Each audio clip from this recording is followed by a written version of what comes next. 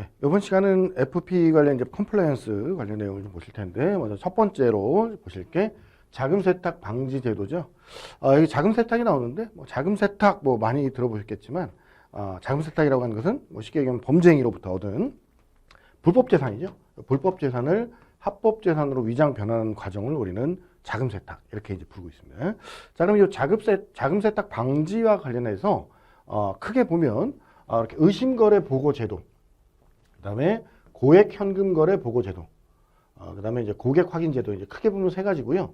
자, 고객 확인 제도가 조금 강화된 고객 확인 제도도 있어요. 이렇게 이제 있는데 각각 이제 잘 구분하셔야 되는데, 제일 먼저 우리 의심 거래 보고 제도는요.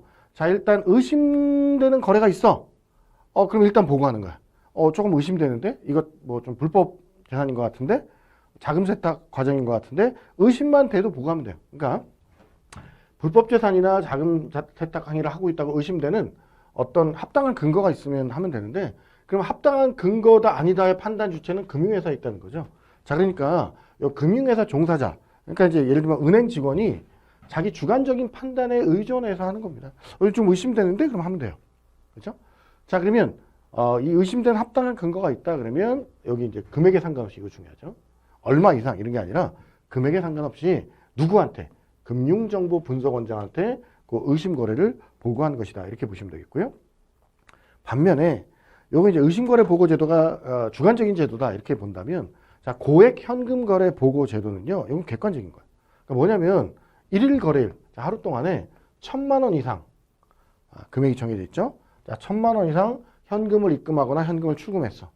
자, 그러면 금액이 크잖아요. 자, 그러면 이 거래자의 신원, 거래 일시, 거래 금액, 이런 객관적인 사실을 금융정보분석원에 같은 데죠, 전산으로 자동 보고합니다. 자, 그러니까 얘는 객관적이잖아요. 객관적인 사실. 그렇죠? 그러니까 요 두 제도의 차이는 주관적인 것과 객관적. 그렇죠? 금액이 상관없는 거고, 여기는 금액이 정해져 있고 1,000만 원 이상. 자동 보고입니다. 자, 이렇게 보시면 되겠고.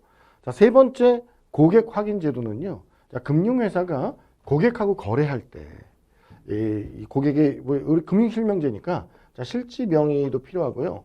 요거 외에 자, 주소라든가 연락처라든가 이런 것을 이제 추가로 확인하고, 실제 소유자와 금융거래 목적을 확인하는 제도, 요걸 이제 고객 확인 제도라고 하죠. 그러니까 이제 사실 실제 소유자가 아닌 경우도 있으니까, 그죠? 그다음에 어떤 목적으로 금융거래를 하는지 이걸 확인하는 제도가 고객 확인 제도인데요. 자, 이 고객 확인 제도를 시행하는 경우가, 첫 번째는 계좌 신규 개설, 두 번째는 일회성 금융거래, 이렇게 두 가지 크게 보면 나눠볼 수가 있는데, 자, 계좌를 신규로 개설할 때는 이 금액에 상관없이 고객 확인 제도를 시행하게 됩니다. 그렇죠? 이름, 주소, 연락처, 그 다음에 이제 금융거래 목적, 이게 뭐냐, 이런 것들을 확인하고요. 그래서 통장 하나 만드는데 좀 요즘 쉽지 않죠. 그죠? 자, 일회성 금융거래 같은 경우는 이게 금융기관 등에 개설된 계좌에 의하지 않은 금융거래, 그러니까 뭐 송금한다거나 뭐 이런 거 다 포함이 된 건데, 자, 기준 금액은 단일 거래뿐 아니라 이 연결된 거래를 포함한 금액, 연결된 거래를 포함한다. 요걸 기준으로 산정을 해서, 자, 그 밑에 이제 핵심 체크 보시면, 고객 확인이 되는 일회성 금융거래는 전시송금, 자, 송금을 할 때는 100만 원, 100만 원 또는 그에 상당하는 다른 통화로 표시된 금액 이상, 하여튼 100만 원 이상이다. 자, 두 번째, 자, 외국 통화로 표시된 외국환 거래 같은 경우는요, 자, 이 미합중국 달러, 즉 미국 달러 기준으로 1만 달러 이상이다. 예, 그러면 이제 확인을 해야 되고요. 자, 기타 금융 거래는 1,500만 원 이상이죠. 1,500만 원 이상. 자, 그래서 요거 숫자 100만 원, 1만 달러 이상, 1,500만 원 이상. 요거 세 가지.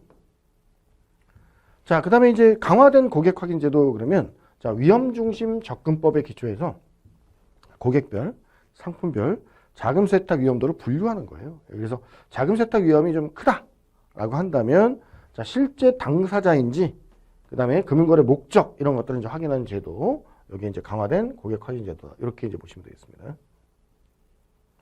관련된 기출문제 한번 볼까요? 자, 1번 고객 확인 제도에 대한 설명으로 틀린 거.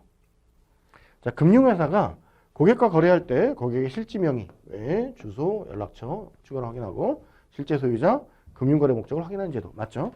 자, 계좌 신규 개설은 금액에 상관없이 맞습니다. 자, 일회성 거래는요, 금융기관 등에 개설된 계좌에 의하지 아니하는 금융거래. 그죠? 그래서 기준금액은 단일 거래뿐 아니라 연결된 거래를 포함한 금액을 기준으로 산정한다. 자, 고객 확인이 되는 일회성 금융거래 중 전신 송금은 1,000만 원. 아니죠. 우리 송금을 계좌 송금, 전신 송금, 계좌를 송금하는데 1,000만 원. 금액이 너무 크잖아요. 100만 원입니다. 100만 원만 넘어도 이걸 하게 됩니다. 4번이 정답이고요. 강화된 고객 확인 제도는 위험 중심 접근법에 기초로 해서 고객별, 상품별 자금 세탁 위험도를 분석을 하게 됩니다. 맞죠? 다음 2번 보겠습니다. 틀린 거 고르는 건데, 자, 불법 재산 또는 자금 세탁 행위를 하고 있다고 의심되는 합당한 근거의 판단 주체는 금융회사죠. 그러니까 금융회사 직원이 주관적으로 판단을 한 겁니다. 이게 나오죠? 금융회사 종사자의 주관적인 판단을 의존하는 제도. 맞습니다. 자, 고액 현금 보고 제도는 이건 객관적이죠. 객관적인 기준에 의해서 일정 금액 이상의 현금 거래를 보고하도록 하는 거죠. 그래서 불법 자금의 유출입 또는 자금 세탁 혐의가 있는 비정상적인 금거래를 효율적으로 차단하는 데 목적이 있고요. 자, 그게 이제 얼마입니까? 2천만 원 아니죠? 1,000만 원입니다. 1,000만 원. 1,000만 원 이상이면 요거는 자동 보고하는 겁니다. 전산으로. 4번이 정답. 금융기관 등은 고객의 거절 등으로 고객 확인 및 검증이 충분히 수행되지 않았다고 판단이 되면 금융거래 자체를 거절할 수 있어요. 예, 그리고 이때는 좀 이상한데? 그래서 의심스러운 거래 보고 여부를 검토를 해야 되겠죠. 자, 고객이 안 알려줘요. 자기 정보를 안 줘요. 예, 그러면 좀 의심이 되겠죠. 그렇죠? 이유가 있겠죠. 자, 그 다음에 이제 공중협박 자금 조달 금지되고, 요건 이제 테러 자금이라고 이제 얘기를 하는 건데, 공중협박 자금 조달 의심이 되는 금융거래는 당연히 여기도 금융정보 분석원에 이제 보고를 해야 되고요. 이런 경우는 모든 금융거래를 다 포괄하고 왜곡한 거래에도 당연히 적용된다. 가볍게 이제 보시면 되겠고, 자, 이런 자금 세탁 방지나 테러 자금 조달 금지와 관련된 시스템을 금융회사들은 다 구축을 해야 되는데, 일단 자금 세탁 방지를 위한 내부 통제를 구축을 해야 되겠죠. 그래서 금융기관 내부 통제 기준의 일부분으로 시스템을 구축을 해야 되고요. 자, 만약에 이제 이런 보고를 하게 됐다라고 한다면, 의심거래 보고 사실을 금융거래 상대방을 포함해서 타인에게 누설 금지, 즉 비밀을 보장해야 돼요. 그러니까 앞에 고객이 있는데요. 고객님, 좀 의심되는 거래니까 보고하겠습니다. 이렇게 얘기했다 고객이 난리 나겠죠, 그렇죠? 그래서 거래 상대방을 포함해서 타인한테 누설하면 안 되고요. 자, 그 다음에 이제 만약에 의심거래 보고를 했는데 그걸로 인해서 그 금융거래 상대방이 손해를 입었다. 그럼 손해배상을 해야 되느냐? 안 해도 된다. 이건 면책됩니다. 그러니까 의심거래 보고 관련 금융거래 상대방 및 그 관계자에 대해서 손해배상 책임할 필요가 없다. 단 예외는 뭐냐면 고의나 중과실로 인한 허위 보고는 손해배상이죠. 허위 보고잖아, 허위 보고. 그죠? 네, 이건 안 되고요. 자, 그 다음에 금융기관 등이 금융정보분석원장한테 보고한 사항 중에 금융정보분석원장이 만약에 수사기관 등의 법집행기관 등에 제공했어요. 이 정보를. 그래서 이제 수사를 하는 데 도움을 줬다. 자, 그러면 이러한 특정 금융 거래 정보는요, 재판에서 증거 채택을 할 수가 없어요. 이거는. 그래서 이건 참고로 알아두시면 되겠습니다.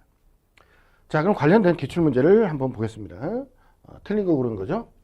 자, 일반적으로 자금 세탁은 범죄 행위로부터 얻은 불법 재산을 합법 재산으로 위장 변환하는 과정. 맞죠? 그죠?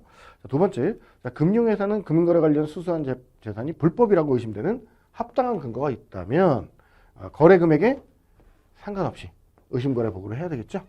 자, 3번에 고객 확인 제도는 금융회사 입장에서 자신의 고객이 누구인지 정확하게 알고 범죄자에게는 금융 서비스를 제공하지 않도록 하는 정책이라고 해서 이걸 다른 말로 고객 알기 정책이라고도 표현합니다.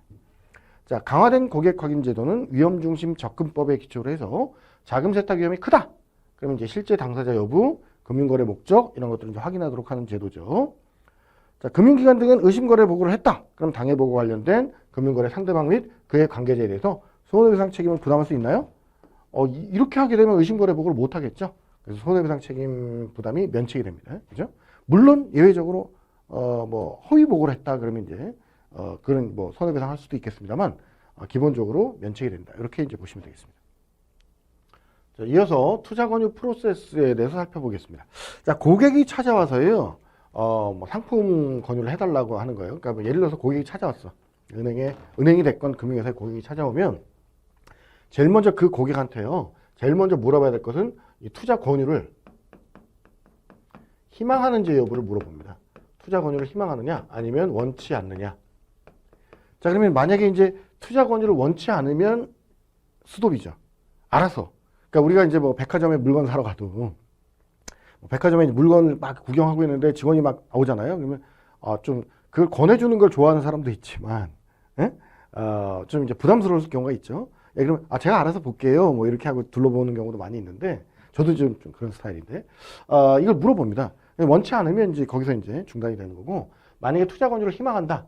그러면 그 다음에 이제 보는 게 이 사람이 일반 투자자인지 아니면 전문 투자자인지 보는 거죠. 자, 그러면 이제 전문 투자자다 그러면 전문가니까 알아서 보라고 하고요. 자, 일반 투자자다라고 한다면 자, 이때부터는 고객 정보를 파악하게 됩니다. 이게 이제 Know Your Customer Rule, KYC 룰이라고 하는 건데요. 자, 그래서 투자 권유를 하기 전에 면담이나 질문 등을 통해서 고객의 투자 목적, 재산 상황, 투자 경험 등의 정보를 파악하게 되는 거죠. 자, 그러면 이 파악한 정보를 바탕으로 해서 이 정보를 활용해서 이 고객의 투자 성향을 분류하게 됩니다. 자, 그럼 이제 보통 고객 정보를 이제 스코어링으로 해서 이게 점수화시키는 거죠. 투자 성향은 이제 5단계로 보통 일반적으로 분류하는데 안정형, 안정 추구형, 위험 중립형, 적극 투자형, 공격 투자형 이런 식으로 이제 5단계로 분류를 하고요. 자, 그다음에 이제 그 투자 상품 있죠. 금융 투자 상품의 위험도를 분류합니다. 그래서 업자가 자체 기준에 따라서 상품의 위험도를 분류하는데 보통 일반적으로 여기도 5단계죠. 초저위험, 저위험, 중위험, 고위험, 초고위험 이렇게 해서 뭡니까? 이 고객한테 어울리는 상품을 매칭해서 권유해 주는 거죠. 그렇죠? 그러면 이러한 과정을 우리가 이제 뭐라고 얘기하느냐? 적합성이라고 합니다. 적합성 원칙. 그렇죠? 그러니까 이 고객의 투자 성향과 투자 위험도를 고려해서 고객에게 가장 적합한 상품을 투자 권유하는 거. 자, 그러니까 적합성 원칙 그러면 권유와 관련된 거예요. 그죠? 적합성의 원칙 그러면 Know Your Customer 룰을 시행을 해서 고객 정보를 파악한 다음에 성향 분석하고 거기에 적합한 상품을 권유를 해야 된다. 이게 적합성 원칙이에요. 그런데 여기 보시면 파생 상품처럼 아주 위험한 고위험 상품들이 있습니다.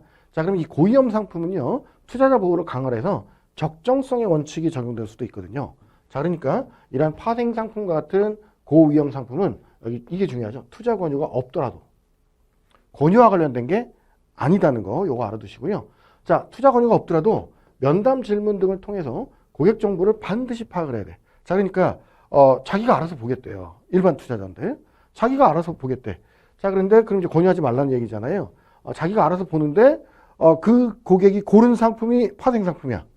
그러면 이 상품은요 그냥 구매하시면 안 되고요. 고객님 정보를 주셔야 돼요. 그죠? 반드시 파악을 해야 됩니다.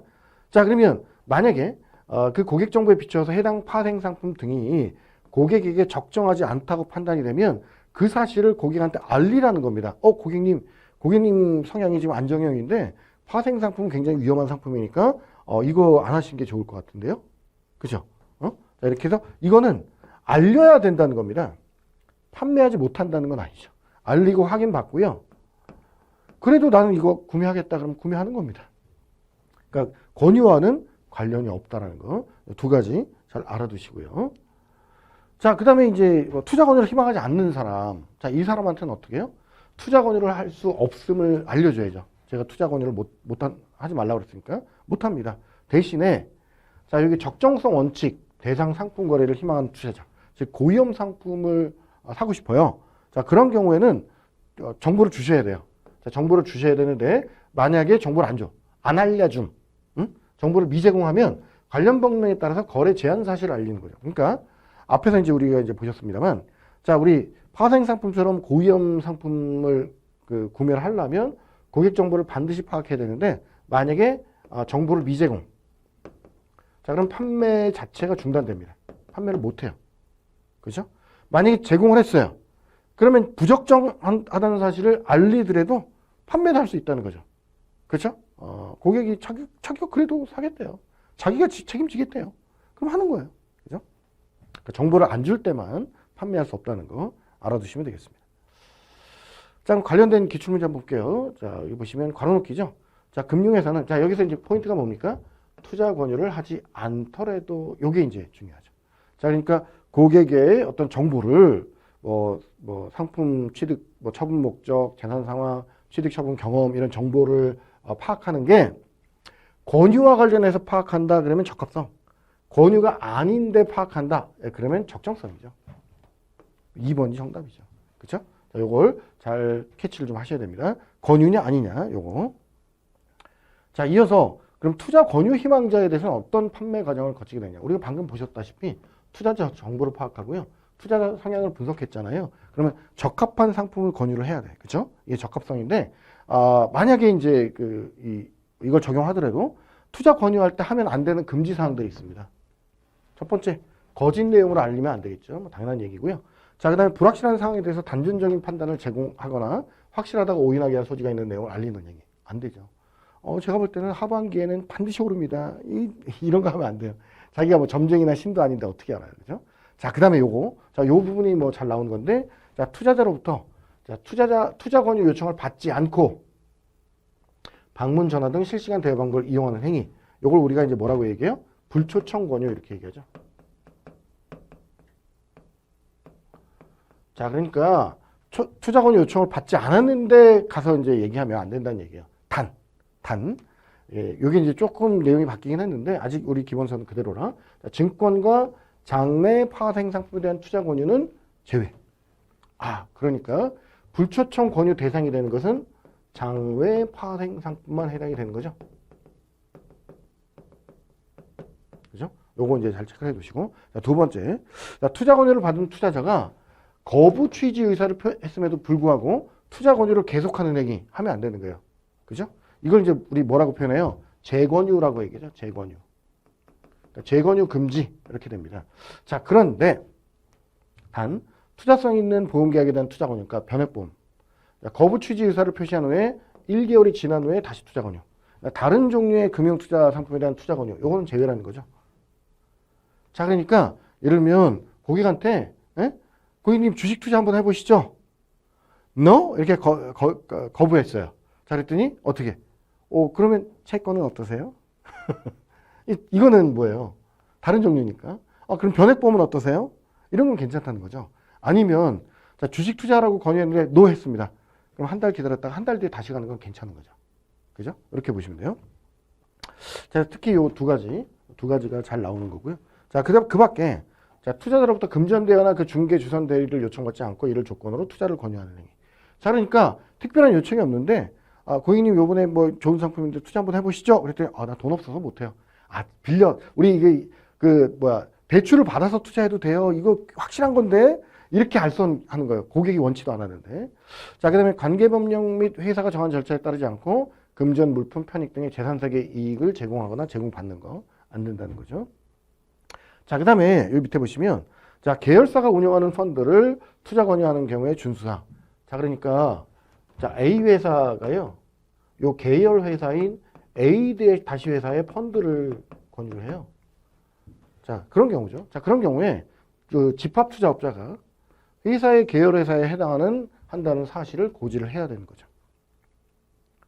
당연히 고지하고 그냥 권유하면 되느냐? 그건 아니고요. 그 계열 회사가 아닌 집합 투자업자가 운영하는 유사 펀드를 함께 권유해야 돼요. 그러니까 자, A 업자가요. A 다시 그 펀드, 계열사 펀드를 권유할 때는 얘랑 유사한 B 펀드, 얘랑 유사한 C 펀드 이런 식으로 이제 함께 권유를 해야 된다라고 하는 거예요. 자, 그다음에 설명 의무가 있죠. 자, 그래서 투자자가 주요 손익 구조라든가 손실 위험을 잘 몰라요. 그럼 투자 권유를 계속하면 된다 안 된다? 안 된다. 언제까지? 고객이 이해할 때까지. 고객이 이해해야 권유가 됩니다. 그죠? 그래서 고객님 이해하셨습니까? 잘 모르겠는데요. 그럼 판매가 안 돼. 권유가 안 된다. 그죠? 고객이 이해하면 그때 이제 권유가 계속되는 거죠. 그렇죠? 자, 그럼 관련된 기출문제 한번 볼까요? 자, 투자 권유 시 금지 사항에 대한 설명으로 틀린 거. 거짓 내용을 알리는 행위 금지고요. 불확실한 상황에 대해서 단정적인 판단을 제공하거나 확실하다고 오인하게 할 소지가 있는 내용 알리는 거 당연히 금지고요. 자, 투자자로부터 투자 권유 요청을 받지 않고 방문 전화 등 실시간 대여 방법을 이용하는 거 요거 불초청 권유라고 했죠? 금지입니다. 그렇죠? 4번에 투자 권유를 받은 투자자가 이를 거부하는 취지의 의사표시를 했는데 1개월이 지난 다음에 재권유한대요. 이거 한 달 지나면 괜찮은 거죠? 금지가 아닙니다. 이건 괜찮은 거예요. 4번이 정답. 재산상의 이익을 제공하거나 제공받으면 안 되겠죠. 자, 다음 3번 보겠습니다. 틀린 거. 자, 거짓 내용을 알리는 행위 하면 안 되죠. 자, 투자 권유 요청을 받지 않고 불초청 권유 행위를 하면 아니 되지만 증권과 장래 파생 상품에 대한 투자 권유는 제외죠. 그죠? 요건 괜찮다. 그러니까 요거 안 되는 건 뭐였어요? 장외 파생 상품만 안 되는 거죠. 투자 권유를 받은 투자자가 이를 거부하는 취지의 의사 표시를 한 경우에 한 달이 지난 후에 다시 투자 권유를 하는 것은 가능하다. 그죠? 맞는 얘기고요. 자, 일반 투자자에게 계열 회사인 집합 투자업자가 운영하는 펀드를 투자 권유하는 경우에 그 집합 투자업자가 회사와 계열 회사에 해당한다는 사실을 고지해서 투자 권유하면 된다? 아니죠. 고지만 하면 끝나는 거 아니고요. 플러스 계열사가 아닌 회사의 펀드도 함께 권유해야 돼요. 그죠? 그래서 고객한테 선택권을 줘야 되겠죠. 4번이 정답. 자, 투자자에게 투자 권유를 하는 경우에 합리적인 투자 판단, 해당 투자 상품 가치에 중대한 영향을 미칠 수 있는 중요 사항을 거짓 왜곡해서 설명하거나 누락하면 당연히 안 되겠죠. 그죠? 그래서 이런 내용들 이제 보시면 되겠습니다. 자, 이어서 금융 분야 개인정보 보호에 대해서 좀 살펴보겠는데요. 자, 일단 그 개인정보 보호를 위해서 일단 그 개인정보 내지는 뭐 개인 신용정보 이런 수집 이용 제공하기 위해서는 반드시 이 정보 주체, 이 고객이죠. 정보 주체의 동의를 받아야 돼요. 그죠? 당연히 정보에 대한 그 활용에 대한 동의를 받죠. 우리 뭐 어디 가서 회원을 가입하거나 아니면 상품 가입할 때 정보 제공 활용 동의서에 사인하잖아요. 그죠? 그래서 동의를 받아야 되는데, 자, 우리 밑에 보시면, 자, 개인 정보나 개인 신용 정보를 수집할 때 만약에 이 정보 중에 정보 주체와의 계약 체결에 불가피한 정보, 이행에 불가피한 정보. 그러니까 상품 가입할 때 적어도 이 사람 뭐 이름, 뭐 주민번호 뭐 이런 거 알아야 되잖아요. 그렇죠? 그다음에 뭐 예를 들어서 송금을 합니다. 그러면 이제 그 받는 사람 계좌번호 뭐 이런 거 정도는 어쩔 수 없이 수집을 해야 되죠. 불가피한 정보잖아요.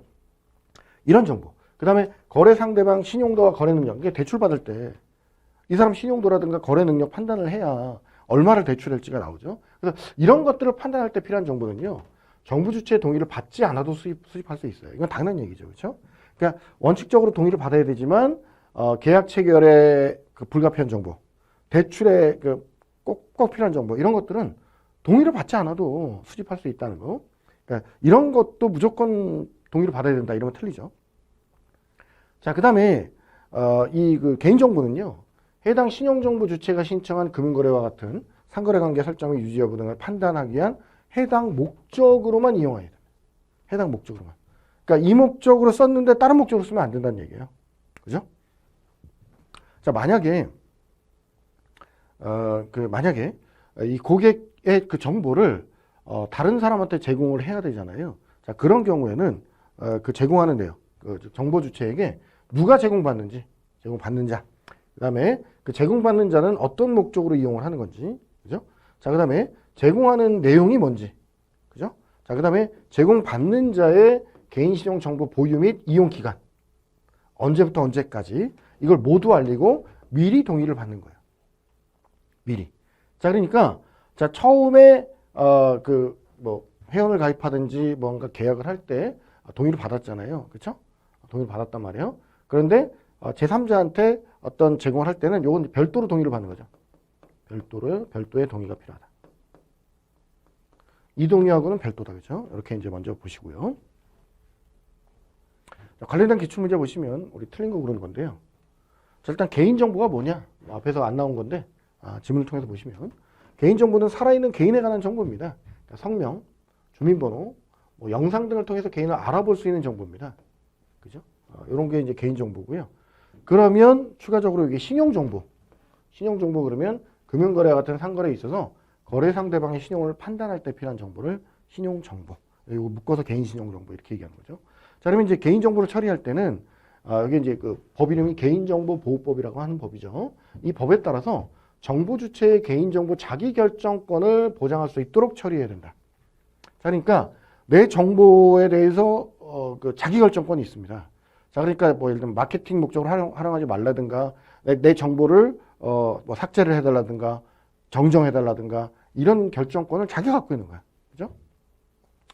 자, 그러면 뭐 동그라미 4번에 개인 신용 정보 중에 정보 주체와의 계약 체결 및 이행에 불가피한 정보라도 수집서에는 반드시 정보 주체의 동의를 받고 수집해야 된다. 이거 틀렸죠. 계약 체결 및 이행에 불가피한 정보 꼭 필요한 거잖아요. 대출 받을 때 뭐 신용도나 거래 능력 이런 것들은 동의를 받지 않아도 수집이 가능한 겁니다. 그래서 4번이 정답이 되겠다. 뭐 나머지 분 보시면 개인 신용 정보는 해당 신용 정보 주체가 신청한 금융거래 등 상거래 관계 설정 및 유지 여부 등을 판단하기 위해서 해당 목적으로만 이용을 해야 된다라고 하는 거죠. 네, 맞는 지문입니다. 자, 그 다음에 이어서 이 고유식별 정보라든가 민감 정보 어떻게 처리하는지. 자, 우리 그 방금 개인 신용 정보 중에 고유식별 정보라고 하는 게 있습니다. 고유식별 정보. 자, 그럼 이 고유식별 정보를 그러니까 뭐냐? 네 가지예요. 자, 주민번호. 자, 그 다음에 우리나라 사람은 주민번호가 있지만 외국인 없잖아요. 외국인은 대신에 외국인 등록번호가 있습니다. 자, 그 다음에 여권번호가 있죠? 자, 운전면허 번호가 있습니다. 자, 그러니까 우리가 보통 신분증 그러면 세 가지. 주민등록증, 자동차 면허증, 여권요 세 가지를 대표적으로 치잖아요. 그래서 주민번호, 여권번호, 운전면허번호. 그 다음에 이제 외국인이라면 외국인 등록번호. 요 네 가지를 이 사람이 누구냐를 알 수 있는 고유식별 정보라고 하는데 이 고유식별 정보가 포함된 개인 신용 정보 내지는 개인 식별 정보를 이용 제공할 때는 원칙적으로 당연히 해당 개인의 동의가 필요한 거죠. 그죠? 자, 그런데 만약에 이제 민감한 정보들이 있어요.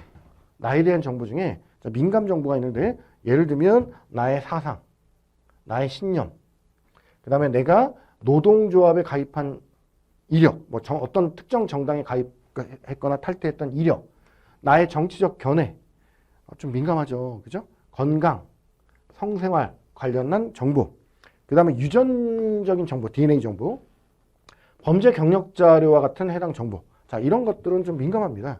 그래서 이런 것들은 당연히 앞에서 받았던 그런 동의하고 별도로 정부 주체 별도의 동의를 얻거나 아니면 이제 법원에서 뭐 민감 정보 처리를 요구하거나 허용하는 경우, 특별한 경우에 한해서만 처리할 수 있다는 거죠. 민감 정보는 함부로 처리할 수 없다는 거예요. 자, 그다음에 원칙적으로 이러한 그 개인 신용 정보는요 보유 기간이 있거든요. 그죠? 이 보유 기간이 경과하면 파기해야 돼요. 그다음에 개인 정보 처리 목적을 달성했다. 그럼 역시 파기해야 되는데 지체 없이 파기입니다. 그럼 여기서 얘기하는 지체 없이라는 게 뭐예요? 5일 이내에 파기하는 거예요. 5일 이내에. 그죠? 자, 관련된 기출문제 한번 볼게요. 개인정보 보호법에 따른 고유식별 정보가 뭐냐? 아까 얘기했죠? 우리 그 주민등록증, 주민번호, 운전면허, 여권번호, 외국인 등록번호 요 네 가지죠. 가나다라. 국내 거소 신고 번호는 해당하지 않습니다. 그죠? 자, 다시 한번 정리를 해보면, 자, 우리 개인정보 보호법에 따른 고유식별 정보 네 가지. 주민번호, 운전면허번호, 여권번호, 외국인 등록번호 요 네 가지고요. 자, 참고로 자, 신용정보법에 개인식별 정보라는 게 있거든요. 그러니까 여기 내용이 좀 겹쳐요. 여기 보시면 주민번호 있죠? 외국인 등록번호 있죠? 그렇죠? 여기 여권번호 있단 말이에요. 자, 그러니까 이거 외에 뭐 개인의 성명, 주소, 국내 거소 신고번호, 성별, 국적 같은 이제 개인을 식별할 수 있는 정보들을 뭐 개인 식별 정보라고 얘기하는데 구분을 좀 하셔야 되겠죠. 그렇죠? 요 네 가지 요거는 반드시 알아두셔야 됩니다. 자, 그다음에 이제 우리 정보 주체들의 이제 권리를 보장하기 위한 그 제도들이 여러 가지가 있는데 여기 이제 세 가지 특히. 자, 일단 어떤 특정 회사의 내 신용 정보가 어떻게 뭐 등록이 돼 있는지를 알고 싶어요. 그러면 그거를 이제 알려달라고 하는 거죠. 개인 신용 정보 그 열람 청구권. 만약에 잘못돼 있다 그러면 정정해달라는 정정 청구권. 그죠?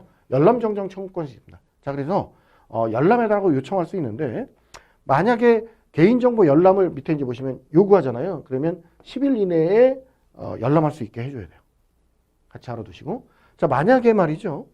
열람을 했는데 사실과 다르거나 확인 불가한 내용을 확인할 수가 없어요. 그러면 이제 그 금융회사에서는요. 요건 이제 삭제하거나 정정 조치한 후에 그 처리 결과를 7일 이내 통보해야 되고요. 자, 그런데 요 밑에 좀 구분하셔야 되는 게 자, 내가 직접 개인정보를 정정하거나 삭제해달라고 요구를 하잖아요. 예, 그러면 10일 이내에 조치를 해야 돼요. 금융회사가 10일 이내에 조치한 후에 이제 결과를 통지해야 됩니다. 자, 그 다음에 우리 개인신용 정보 제공 이용에 대한 동의 철회권이 있죠.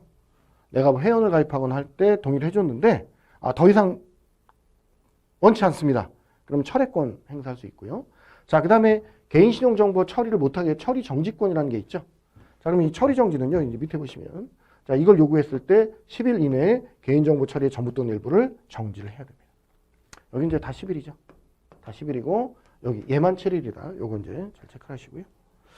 자, 그 다음에 이제 뭐 주변에 보면, 무슨 회사에서 뭐 개인정보 유출됐다는 등, 뭐, 뉴스에 심심치 않으면 한 번씩 나오잖아.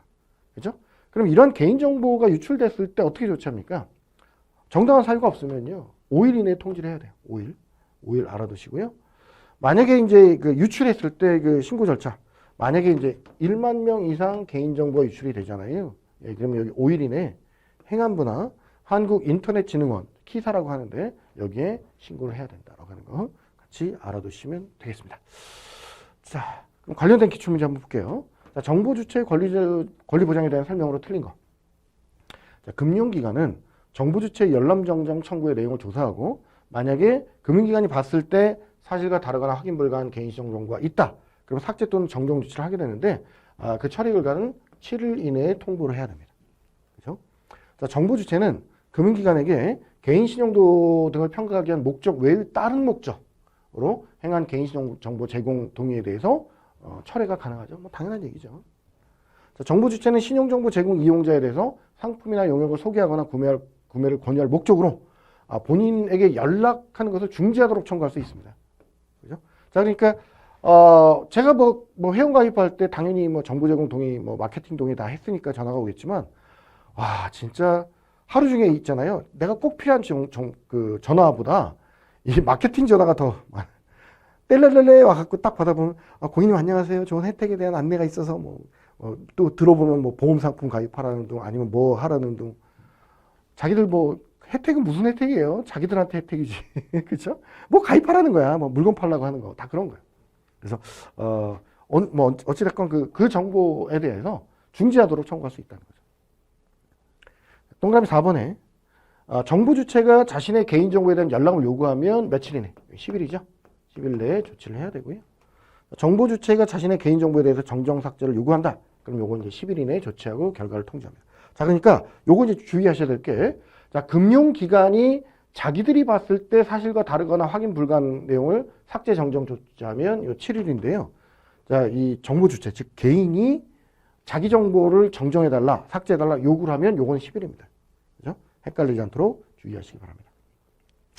자, 이렇게 해서 자, 우리 그 자산관리 기본 지식과 관련된 내용을 다 봤는데, 우리 자산관리 기본 지식 총 40문제 중에서, 우리 이제 앞에서 보셨지만, 재무설계 관련한 거 10문제.